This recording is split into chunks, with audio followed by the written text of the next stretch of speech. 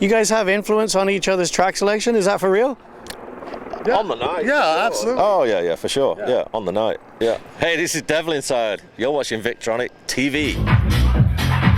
A prominent pairing, making more much-needed noise in the Vic City electronic music scene. These two top-tiered imports are becoming household names in Victoria. As promoters and DJs, Devlinside of the HouseProud brand, alongside Acranymph, founder of the GrooveRider Collective, are ready to bring you Nite Life.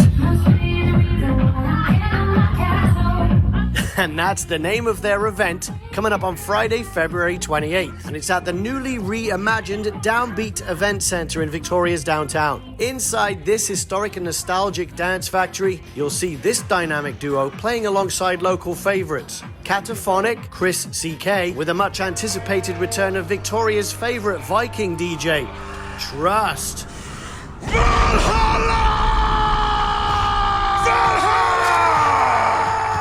We got HouseProud, we got Ian here, Devlinside. You must have seen him on numerous flyers, and you team up here with GRC, with Acranymph. Justin, yeah. I used to go to Justin's shows at Copper Owl. He was doing shows there for a couple of years, and I always went down for those shows. So you play one of those shows, actually. Yeah, I remember that show. Yeah, it was a good night. And so I just knew him from that, and then obviously when everything shut down for like, a couple of years, we stayed in touch and stuff, and then the minute it was possible to do a show, we were like, right, let's do a show, and we did. We'd sold out at Sunset, so we've done shows since then, really, trying to do one a month and keep the scene alive a little bit, right?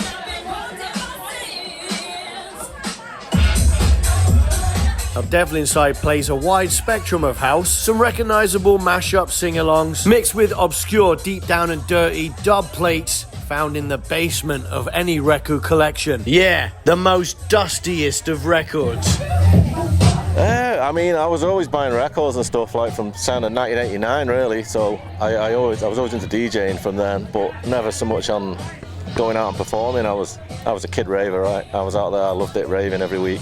So I've seen pictures of you. You go with that cheeky face. So yeah, I mean, I always used to do mixtapes and stuff, but I used to love going out, listening to how DJs were playing the records that I bought too. And it was, back then DJs were getting 50 quid, if that. It wasn't about the DJ, it was about the music. So I never saw myself up there. I wanted to be on this side of the dance floor. And it was only as I got older, got into my early 20s, that started thinking more towards playing out more. The HouseProud thing was just mainly just for the mixes I was putting out, like maybe eight or so years ago. Used to call it HouseProud Sessions, and then did a few nights in town at Rehab, and then did a couple of nights at Temple Bar. Just called it HouseProud, and just kept the name from there, really. It's just by accident, but yeah, because we're HouseProud, right? Well, yeah, and like, have you cleaned your house this week? Like, is it in pristine condition? Yeah, always. No dusty records. Kiss a wave. Yeah, when did you arrive in Victoria from the UK? 2010. All right, and what was the scene like when you got here, and how quickly did you integrate into it?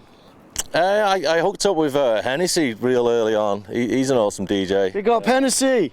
Yeah. We see you. Yeah, you know Hennessy, right? Yeah. Some of the older guys like Christoph and Keone, played with Keone at Hush pretty much the first time I played there. So yeah, no, those guys were all still around then.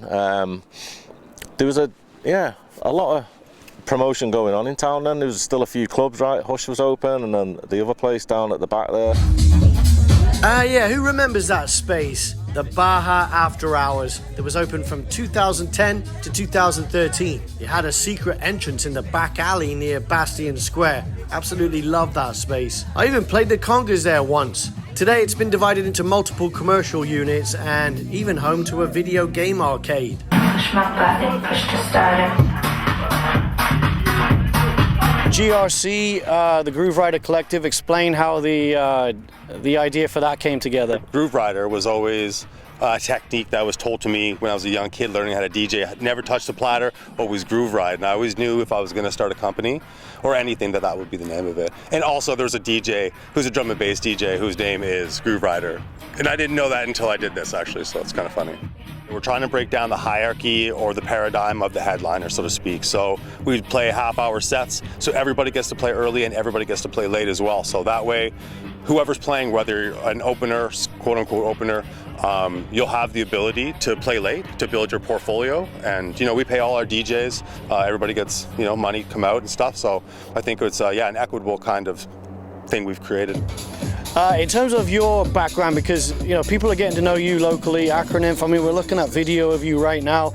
You just played at the Victronic Appreciation event, and there's a lot of people appreciating your sound there. What kind of style do you play, and what's your background in DJing? Yeah, it's interesting. I mean, I play for the crowd. That's a part of being a good DJ, is to be able to read that. But I love the bass house style is for sure awesome. But my love and my deep appreciation for house music is definitely disco, and I try to incorporate that in there as well. And where did the name Acranymph come from? Because everyone wants to know that. I don't think that's an appropriate story for this, actually. Yeah, no, I'll just say that it was given to me when I was 22 years old, and somebody said it. It's like, you're an Acranymph, and as soon as they said that, I was like, that's my name for real. Acranymph, when did you arrive in Victoria? In September 2017. Okay, and a little bit about the scene versus where you were before, because I think you came from... Well, like a small town in New Brunswick. There was a scene there. I mean, that's where I started DJing and started raving, so to speak. Nothing like here, though. Not a lot of venues, not a lot of people doing shows, actually. Only like one or two groups of folks. Not like Victoria, where there's a plethora of individuals doing shows and so many venues to choose from, right? So, very different. What do you like about DJing, going to these events on the West Coast? Yeah, well, Victoria is unique in that it's not quite a city, it's not quite a town, it's somewhere in between. It's a tight-knit community, especially in the electronic music scene, and it's inclusive, and there's so many venues. If you're looking to do shows, doesn't matter if it's your first show or if you're a veteran promoter, you can do that, right? So we just had Acranymph playing for the Truth and Reconciliation weekend. Being that you are First Nations, how does that tie into everything that you do in your creative process? Yeah, I think we all, doesn't matter what culture you come from, music is such a huge aspect of that, and my culture is no exception, and we have powwows and we have musical events where we go and we dance and stuff, and I see house music kind of like similar to those kinds of sounds where you're looking at 126 BPM, 128 BPM, so I think it just kind of makes sense for me to be involved in music that's similar to my heritage. What do you like most about DJing with Acranymph here? He's got a similar style to me, but not same types of music. You know what I mean? So I think he brings more of a bassy sound out of me, and I think maybe I bring more of a housey sound out of him.